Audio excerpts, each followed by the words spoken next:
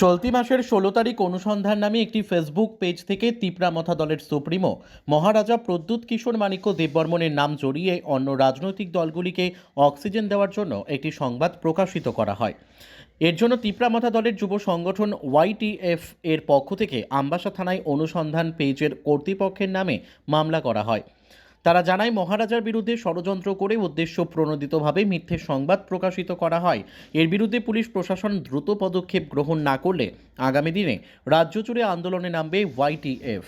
আমরা আমবাসা ওয়াইটিএফ 47-এর গোভাগড়া ভাইরাসরা আমরা আমবাসা থানাতে এফআইআর দিতে আইছি। কারণটা হইল গত 16 ফেব্রুয়ারি 2025 তারিখে অনুসন্ধান নামের একটা ফেসবুক পেজ থেকে আমরা আমাদের মহারাজা আমাদের গোভাগড়ার বিরুদ্ধে একটা নেগেটিভ নিউজ প্রচার করা হয়েছে।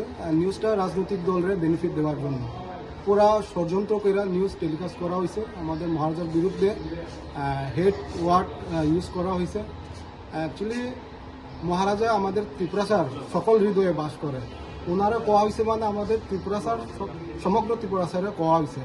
এটা অ্যাকচুয়ালি প্ল্যানিং করে টার্গেট করা হয়েছে আমাদের ত্রিপুরাসাদের। এটা আমরা মান্য নিতে পারতাম না। আমরা আজকে সেকেন্ড ওসি সাহেবের কাছে আমরা এফআইআর কপি জমা করছি। উনি আশ্বাসন দিয়েছেন যে অ্যাকশন নেওয়া হইব। আমরা পুলিশ প্রশাসনের দ্বারা এটাই আপিল করবো ইমিডিয়েটলি যাতে অ্যাকশন নেওয়া হয়। যদি নেওয়া না হয় আগামী দিনে আমরা পুরা ত্রিপুরাতে বড় ধরনের আন্দোলনের জন্য প্রস্তুত আছি। এটা